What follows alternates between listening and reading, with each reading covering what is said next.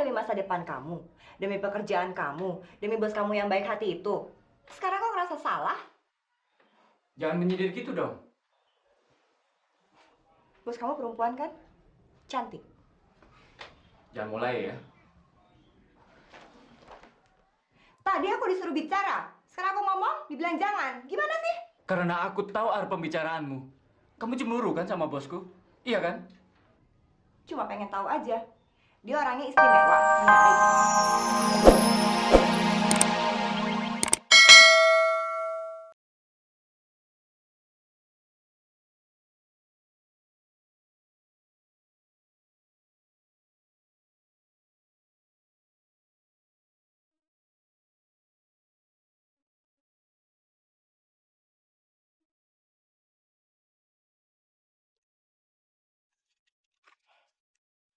Halo. Iya, bisa bicara dengan Aldi? Oh, dari Ita. Ya, bilang aja dari Ita, dia pasti tahu kok. Makasih.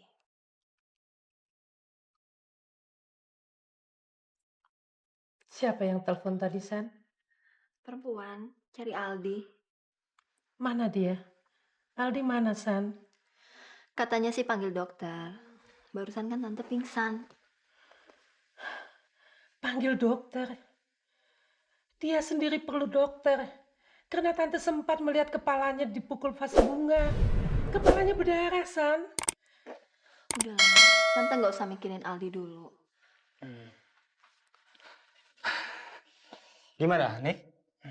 Muntah-muntah nggak tadi? Enggak dok, selama di sini nggak muntah, tapi nggak tahu kalau sebelumnya. Oke, coba lihat ya. Tante nggak apa-apa. Dada tante rasanya sesak. Tante ini sudah tua, Santi. Rasanya umur tante tidak lama lagi. Itu sebabnya tante memutuskan membuat surat wasiat. Kamu tidak keberatan kan berbagi dengan Aldi?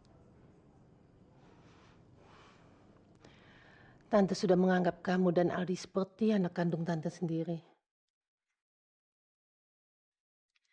Santi berbakti pada tante bukan karena uang. Seandainya tante memberikan semuanya pada Aldi pun, Santi nggak keberatan.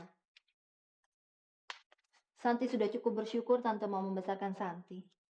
Kamu pikir Aldi berbakti untuk uang?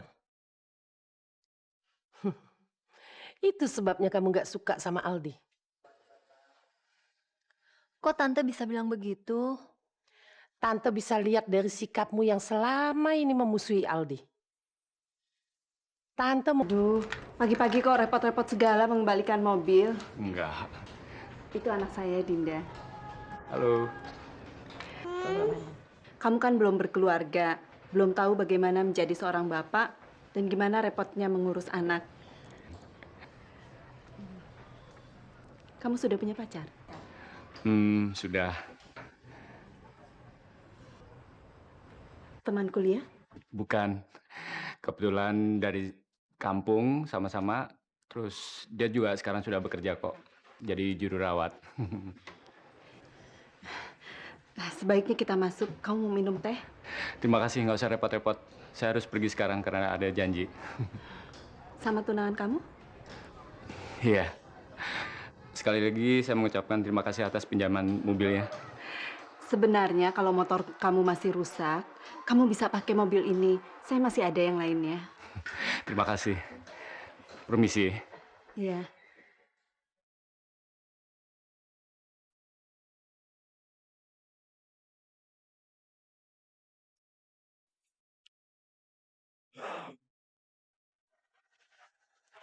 Hai. Saya pikir kamu nggak akan datang. Ya, memang hampir saya nggak datang. Tapi aku pikir aku punya tujuan dan misi yang baik. Di mana suami kamu? Ngapain ngajak suami saya? Kayaknya wajar dong kalau aku menanyakan tentang suami kamu sebagai wanita yang sudah kawin. Dia sibuk. Lagi pula, saya mau menagih janji. Janji apa? Kenapa sih kepala kamu? Biasa. Kamu berantem atau kecelakaan? Eh, dua-duanya. Kamu masih seperti dulu, Di. Kamu pikir semuanya bisa selesai hanya dengan menggunakan adu otot. Ya, kadang-kadang itulah cara yang paling tepat untuk memenangkan sesuatu. Dan sampai saat ini selalu berhasil kok. Kamu kan sekarang sudah punya segalanya. Buat apa lagi kamu menggunakan? Kamu tahu dari mana kalau aku sudah memiliki segalanya? Kelihatannya begitu. Apa kamu bisa melihat isi hatiku? Aku bahkan pernah kehilangan segalanya. Kamu tahu itu? Kapan? Ketika kamu menolak cintaku, aku begitu frustasi sampai aku berhenti kuliah. Masih ada satu tempat kosong di hatiku yang hanya bisa diisi oleh satu orang saja. Kalau begitu, cepat temui orang itu, terus minta dia untuk mengisi tempat kosong di hati kamu. Orang itu sedang duduk di hadapanku. Dan sayangnya dia sudah tidak bisa lagi mengisi kekosongan itu. Kenapa? Karena dia sudah menikah. Walaupun saya sudah kawin, bukan berarti saya sudah melupakan semua kenangan manis kita. Sebagai teman lama. Apakah suami kamu tahu bahwa kita bertemu di sini? Kalau memang ini hanya pertemuan antara dua teman lama, kenapa kamu merahasiakannya dari suami kamu? Karena dia sangat pencemburu. Kalau aku yang jadi suamimu, pasti aku sama cemburunya. Dan aku tidak akan membiarkan kamu sendirian satu detik pun.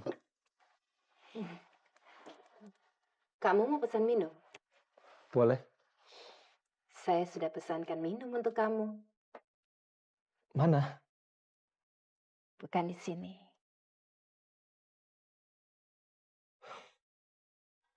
Ngomong dong, Nik. Kamu aja yang ngomong. Aku siap dengerin cerita kamu. Cerita apa lagi? Semuanya sudah aku ceritain. Minta maaf lagi. Emangnya kamu salah apa? Oke, aku memang salah. 4 jam aku telat menjemputmu. Itu kan demi masa depan kamu, demi pekerjaan kamu, demi bos kamu yang baik hati itu. Sekarang kok ngerasa salah? Jangan menyindir gitu dong. Bos kamu perempuan kan? Cantik. Jangan mulai ya. Tadi aku disuruh bicara. Sekarang aku ngomong, dibilang jangan. Gimana sih? Karena aku tahu arah pembicaraanmu. Kamu cemburu kan sama bosku? Iya kan? Cuma pengen tahu aja. Dia orangnya istimewa, menarik. Sampai kamu nggak bisa nolak ajakan dia. Lalu bagaimana dengan dokter Eko? Apa hubungannya sama dokter Eko? Dia kan laki-laki. Ingat, Nick. Aku nggak pernah cemburu antara kamu dengan dokter Eko. Jelas kamu nggak bisa nuduh aku macam-macam. Karena aku nggak pernah makan malam sama dokter Eko. Diantar pulang juga belum pernah. Niken, semalam aku melihat kamu hampir masuk ke mobilnya. Itu karena dia kasihan sama aku dan Mas nggak juga datang. Hari udah malam, kendaraan nggak ada. Alasan. Loh, kok jadi Mas sama hakimi aku sekarang? Kita sedang bicara yang lain, Mas. Mas belum jawab pertanyaan aku. Cantik nggak Bu Nanda itu?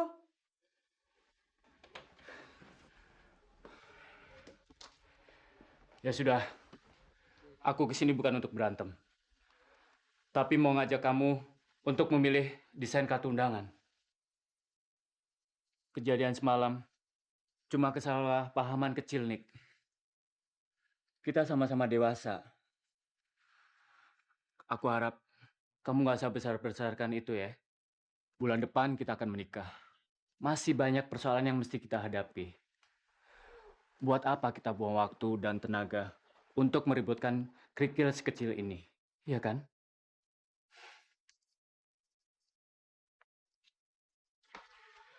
Gitu dong. Nggak keberatan kan naik bus? Karena motorku masih di bengkel. Ya? Ganti baju dulu ya. Oke.